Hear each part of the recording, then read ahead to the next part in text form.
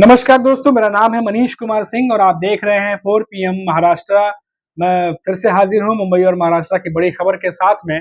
तो जैसा कि आप सभी को पता है कि मुंबई और महाराष्ट्र में जो है वो 5वें चरण के मतदान के साथ ही लोकसभा चुनाव का जो है वो समापन हो चुका है। और इस बार जो है महाराष्ट्र, यकीन मानिए, महाराष्ट्र बहुत ही ज्यादा इम्पोर्टेंट रोल प्ले करने जा रहा है। दिल्ली की सत्ता में कौन बैठेगा, जी हाँ, केंद्र में कौन सरकार बनाएगा, इसमें महाराष्ट्र जो है एक बहुत बड़ा योगदान देने जा रहा है। यूपी में सबसे ज्यादा सीटें हैं लोकसभा की, उसके बाद महाराष्ट्र ही एक ऐसा स्टेट है जहां सबसे ज्यादा दूसरे नंबर पे आता है, 48 लोकसभा सीटें हैं। और ऐसे में चाहे वो एनडीए की बात कर लें, जो बीजेपी और उसकी अलायंस पार्टियां हैं, या फिर एमबीए गठबंधन की बात कर लें जहां कांग्रेस और उसकी अलायंस पार्टियां हैं, महाराष्ट्र में दोनों तरफ से पुरजोर तरीके से जो है घमासान हुआ है, लड़ाई हुई है महाराष्ट्र की पृष्ठभूमि पर ये इलेक्शन की, कि ज्यादा से ज्यादा सीटें जीती जाए। और यहाँ पर कई सारे मुद्दे, चाहे वो क्षेत्रीय लेवल पर हो या फिर नेशनल लेवल पर, सारे मुद्दों को जो है वो गिनाए गए, कोशिश की गई कि इसको भुनाई जाए और ज्यादा से ज्यादा लोगों के जो वोट्स हैं वो अपने खेमे में खींचा जाए, क्योंकि महाराष्ट्र की राजनीति किसी का भी खेल जो है वो बिगाड़ सकती है इस बार। तो मैं एक एक करके जो है वो शुरू करता हूं कि क्या स्थिति जो है किस पार्टी की महाराष्ट्र में जो है वो दिखाई दे रही है, क्योंकि 5वें चरण का मतदान जो है वो समाप्त हो चुका है और लगातार हमने जो है लोगों से बात की है, ये इलेक्शन कवर किया है। और इसके बाद क्या कुछ समझ में आ रहा है, किस किस पार्टी का खेल बिगड़ता दिख रहा है और किस पार्टी का खेल बनता दिख रहा है, इसके बारे में हम चर्चा करेंगे। और सबसे पहले हम बात कर लेते हैं महाराष्ट्र के जो कोंकण है, विदर्भ है, मराठवाड़ा है, ये जो इलाके हैं, यहाँ की हम बात कर लें तो मैं आपको बता दूं कि बीजेपी और शिवसेना, जो पहले टूटी नहीं थी 2014 में और 2019 में, इन्होंने बहुत ही अच्छी तरीके से इन इलाकों में जो है वो सीटें जीती थी। और मैं आपको बता दूं कि 40 से करीब दोनों ही अलायंस ने जो है 40 से करीब सीटें जीत करके जो है वो मजबूती से सरकार जो है वो महाराष्ट्र में बनाई थी, यानी शिवसेना जो टूटी नहीं थी और बीजेपी। लेकिन इस बार विदर्भ, मराठवाड़ा, कोंकण और जो वेस्टर्न महाराष्ट्र कुछ इलाके हैं, वहां पर जो है इस बार बीजेपी की स्थिति जो है वो थोड़ी सी डामाडोल लग रही है। वो इसलिए लग रही है क्योंकि जो किसानों की जो हालात है, किसानों के बीच जो है वो नाराजगी है। और हमने देखा है कि जो विदर्भ में और बाकी जगहों पे जो किसानों के जो नाराजगी रहती है वो आए दिन हमेशा दिखती रहती है सरकार के खिलाफ। और ऐसे में बताया जा रहा है कि जो मराठा आंदोलन हुआ था वो भी कहीं ना कहीं बीजेपी के वोटर बैंक में जो है वो सेंध लगा सकती है। जी हाँ, तो जो मराठा आंदोलन हुआ था उसका असर, और साथ ही साथ जो किसान है महाराष्ट्र के, विदर्भ के बात कर रहे हैं या फिर कोंकण और मराठवाड़ा की बात कर ले, इनकी जो नाराजगी है उसका असर भी जो है वो ग्राउंड लेवल पर देखने को मिल सकता है मौजूदा सरकार के खिलाफ। वहीं अगर हम बात कर लें बीजेपी का, तो कम वोटिंग इस बार देखने को मिली है, जैसा कि आप सभी को पता है। ऐसे में बीजेपी की तरफ से ये कहना है कि जो शिवसेना के वोटर्स थे वो इस बार नहीं निकले, क्योंकि जो शिवसेना थी वो तो दड़ों में बंट गई थी और तमाम चीजें जो गिनाई गई कि इसकी वजह से जो है शिवसेना के वोटर्स जो है वो उदासीन है और कई सारी बातें जो है वो कही गई। लेकिन इसके उलट जो शिवसेना है, खासतौर से उद्धव ठाकरे यूपीटी ग्रुप है और बाकी जो एमबीए अलायंस जो पार्टियां, उनका कहना है कि कम वोटिंग की वजह से बीजेपी को नुकसान पहुंचेगा। वो इसीलिए क्योंकि बीजेपी के जो कोर वोटर्स हैं वो इस बार वोटिंग करने के लिए नहीं उतरे हैं। उसका कारण जो है, कई सारे कारण जो है वो गिनाए गए हैं, चाहे वो महाराष्ट्र में 2022 के बाद जो पॉलिटिकल समीकरण थे वो बदलने हो, या फिर जो अलायंस पार्टियां हैं उसके साथ जो है जोड़ तोड़ का गठबंधन करना हो। तो इन तमाम चीजों को लेकर के जो है शिवसेना का मानना है और एमबीए गठबंधन का यह मानना है कि बीजेपी के को वर्कर्स जो है वोट करने नहीं उतरे हैं, तो इसका जो नुकसान है वो बीजेपी को होगा। तो ये जो चीजें चल रही है, लेकिन इन सबके बीच एक गौर करने वाली बात यह है कि बीएमसी के चुनाव जो है इस बार नहीं कराए गए। और बीएमसी के चुनाव जो है माना जा रहा है कि इस बार इसलिए भी नहीं कराए गए क्योंकि बीएमसी के चुनाव में हमेशा से ही जो शिवसेना उद्धव ठाकरे की, उनका जो है पलड़ा हमेशा भारी रहता है। और ये भी माना जा रहा है कि बीजेपी को कहीं ना कहीं अंदाजा था कि भले ही शिवसेना तो दड़ों में टूट गई हो, लेकिन उसके बावजूद भी बीएमसी के इलेक्शंस में जो उद्धव ठाकरे की शिवसेना है वो भारी पड़ सकती है।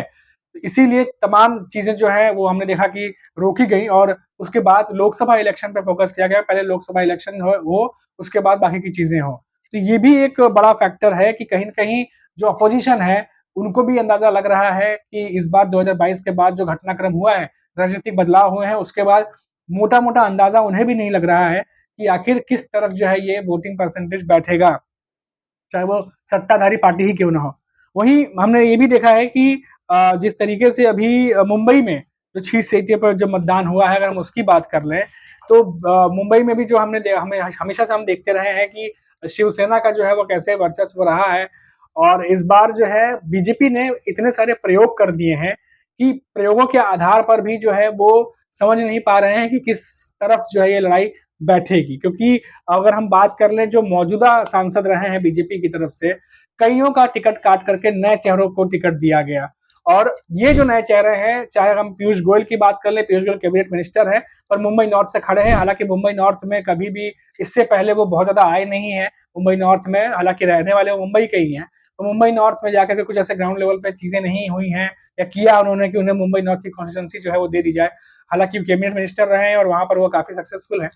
लेकिन वहीं बात करें जैसे मुंबई नॉर्थ सेंट्रल की, तो वहां से उज्जवल निगम खड़े हैं वर्षा गायकवाड़ के सामने, और उनकी जो पारी रही है वो हमेशा से ही वकालत में रही है, प्रख्यात वकील है। लेकिन राजनीति में जो है वर्षा गायकवाड़ ग्राउंड लेवल पर जो है वो कहीं ना कहीं मजबूत दिखाई देती हैं। हालांकि कल्याण की बात करें तो कल्याण में श्रीकांत शिंदे का पलड़ा भारी है, जो ये जो सीट है ये एकनाथ शिंदे के पास जा सकती है। लेकिन बाकियों की जो हम बात कर लें, तो बाकियों के बाकी सीट्स पर जो है उद्धव ठाकरे की शिवसेना की जो पार्टी है उनका पलड़ा कहीं ना कहीं भारी दिखाई देता है। तो हमने देखा कि 2014 में भी जो है शिवसेना ने 18 के करीब सीट जीती थी। 2019 में भी जो शिवसेना है उन्होंने 18 के करीब सीट जीती थी।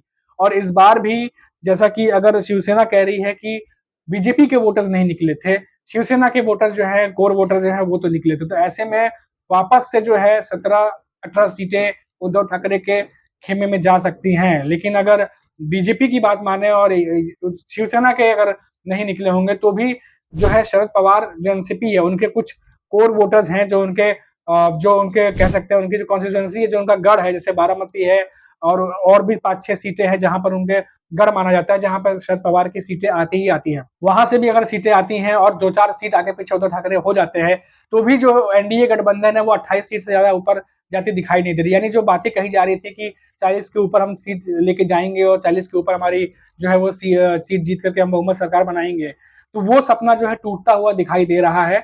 अगर उद्धव ठाकरे को 4 से 5 सीटों का नुकसान होता है उसके बावजूद भी, लेकिन अगर उद्धव ठाकरे मजबूती से जिन सीटों पर खड़े हैं, अगर वहां से वो जीत के आते हैं, तो कम से कम 18 सीटों का 17 सीटों का नुकसान तो अकेले उद्धव ठाकरे कर जाएंगे बीजेपी के लिए। तो ये जो है काफी ज्यादा चुनौतीपूर्ण भरा हुआ जो महाराष्ट्र का इलेक्शन है वो बीजेपी के लिए दिख रहा है।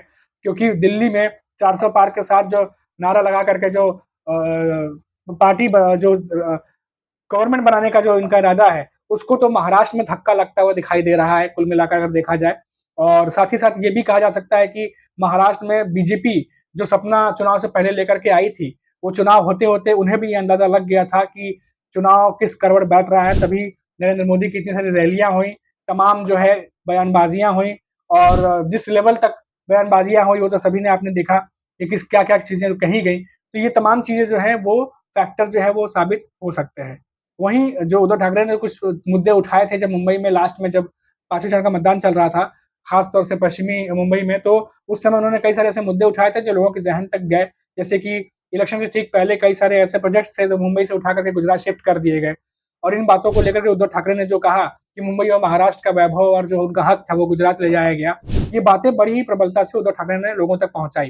तो ये तमाम बातें जो है कितना असर डालेंगी ये तो 4 जून को मालूम चलेगा। लेकिन जो चीजें हमें दिखाई दे रही हैं और जो ग्राउंड लेवल पे रियलिटी दिखाई दे रही है, उसके बेसिस पे तो ये कहा जा सकता है कि बीजेपी के लिए महाराष्ट्र में धक्का है। बीजेपी के लिए महाराष्ट्र में एक कह सकते हैं सीटों का जो जीतना था 40 के पार, वो सपना टूटता हुआ दिखाई दे रहा है। और जहां तक बात रही 400 की, तो 400 पार अब वो किस आकलन के साथ पहुंचेंगे, कैसे किस आकलन से वो 400 सीटें पार करेंगे, ये तो वही जानते होंगे। पर महाराष्ट्र की पृष्ठभूमि में अगर हम बात करें तो यहाँ बीजेपी को नुकसान होता साफ साफ जो है वो दिखाई दे रहा है। दोस्तों फिलहाल के लिए अभी इतना ही, और पेज पर आ गए हैं तो सब्सक्राइब कर लीजिएगा। हम दोबारा लौटेंगे तो बात करेंगे किसी और बड़ी खबर के साथ में। तब तक देखते रहिए 4 PM महाराष्ट्र।